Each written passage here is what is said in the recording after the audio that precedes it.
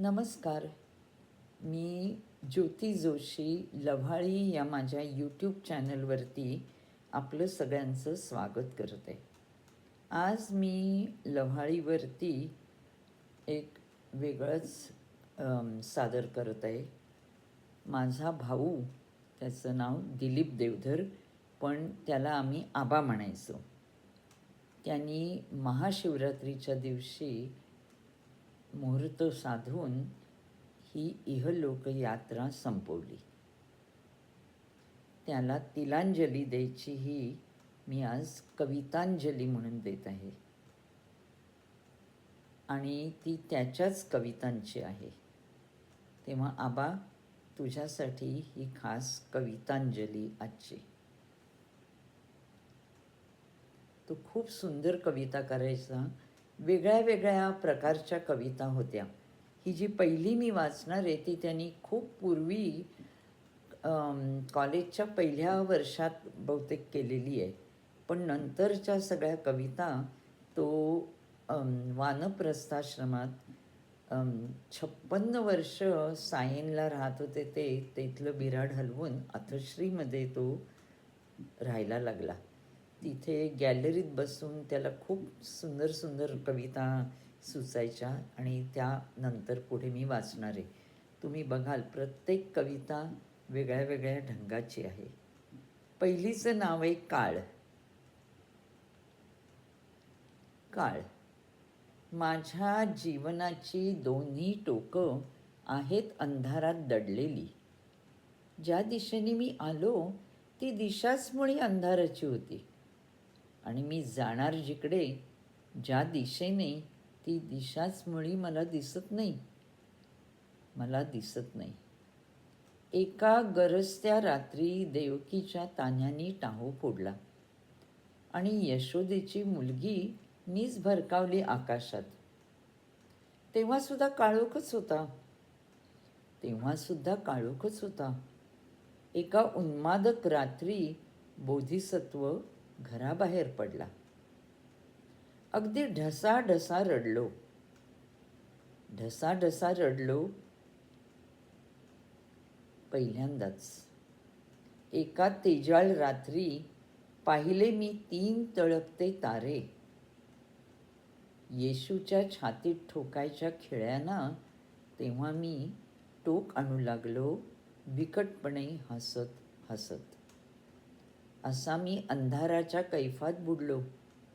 असा मी अंधाराच्या कैफात बुडलो आणि मानवतेवर धिक्कारून हसलो. तीही हसली माझ्या दुबळेपणाला. तीही हसली माझ्या दुबळेपणाला. ती चालली होती प्रकाशाच्या शोधात आणि मी मात्र अंधाराच्या डोळ्यांनी अंधारच पाहत होतो, अंधारच शोधित होतो. आता जी दुसरी वाचते त्याचं नाव आहे जीवाभावाचं नातं. ही आता अथश्रीमधनं केलेली आहे. जानेवारी 25च्या संध्याकाळी. त्याच्या हस्ताक्षरातली आहे त्यामुळे जरा वाचताना मला थोडंसं क्लिष्ट होतं. जीवाभावाचं नातं. कधीतरी हिरव्या गवतावर रंगवलेली सुंदर स्वप्न. कधीतरी हिरव्या गवतावर रंगवलेली सुंदर स्वप्न. का बहिणाबाईच्या हातातून निसटलेले चटके. खिडकीच्या काचेवर थिजलेले निशब्द श्वासांचे ठसे. खिडकीच्या काचेवर थिजलेले निशब्द श्वासांचे ठसे आणि मनात तरंगणाऱ्या अबोल पुसट आठवणी. गुलमरच्या बागेतले वेचून उरलेले हिमकण. गुलमरच्या बागेतले वेचून उरलेले हिमकण. दाल लेकच्या पाण्यावर पसरलेले बोलणारं अबोल चांदणं. दाल लेकच्या पाण्यावर पसरलेलं अबोल चांदणं. मनाला मोकाट सोडलं की रेलगाडीच्या रुळातूनही गाणं उमटतं. मनाला मोकाट सोडलं की रेलगाडीच्या रुळातूनही गाणं उमटतं. तसंच काहीसं. तसंच काहीसं ह्या पाकळ्यांमध्ये जीवाभावाचं नातं दिसलं, जीवाभावांचं नातं दिसलं. आता पुढची आहे ती पण एकदम वेगळ्या ढंगातली. आता त्याचं नाव आहे मदालसा. मदालसा. तिच्या नैनांना बघून मदिरेचे चषक लाजले. तिचे ओठ बघताच संध्येचा लालिमा कोमेजला. तिच्या अदाकारीपुढे श्रावणसरी हरल्या. अशा माझ्या प्रियेपुढे अमृताची गोडी विरली. तिच्या मिठीत मी स्वप्नधुंद.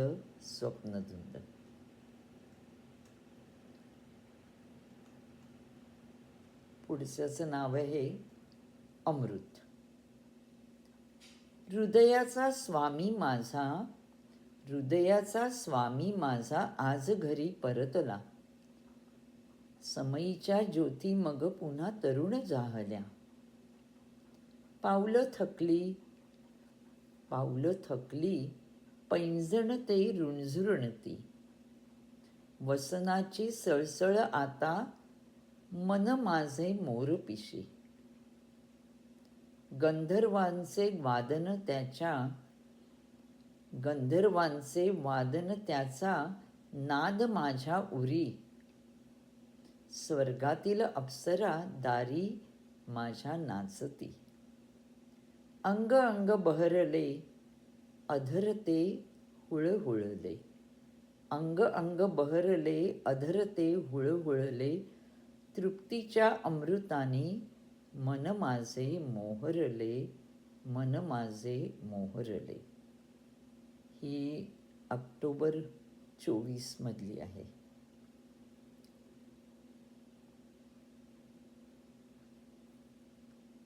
आणि आता ही जी वाचते, आत्तापर्यंत म्हटलं जसं सगळ्या वेगळ्या वेगळ्या मूडमधल्या कविता आहेत. आताची जी वाचते ती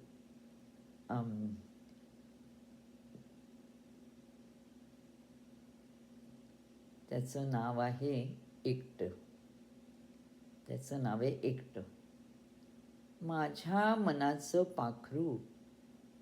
मनाचं पाखरू पंख पुन्हा उभारतं. जगाच्या पाठीवर कुठेही विसावतं.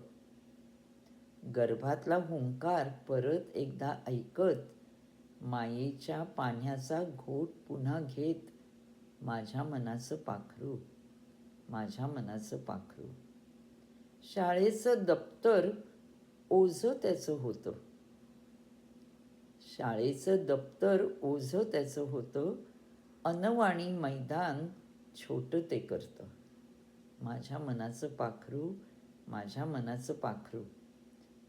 कॉलेज केव्हा आलं त्याचं त्यालाच कळत नाही. समोरची नकटी चिंगी परत कधी दिसलीच नाही. माझ्या मनाचं पाखरू.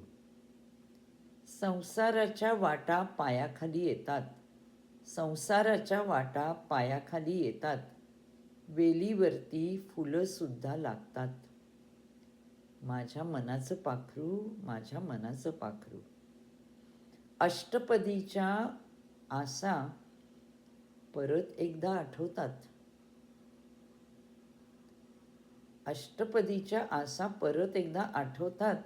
तेव्हा धरलेला हात आता सुटतो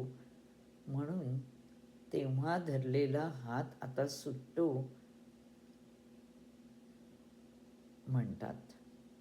माझ्या मनाचं पाखरू. मनातलं पाखरू कोमेजून जातं. पंख दुमडून गुपचूप एकटं बसतं. मला वाटतं तो जेव्हा माझी वहिनी गेली तेव्हा त्याच मनस्थितीत त्यांनी हे लिहिलेलं असावं. आबा, परत एकदा तुला ही कवितांची श्रद्धांजली. जिथे असशील तिथे आनंदात राहा. परत भेटूच.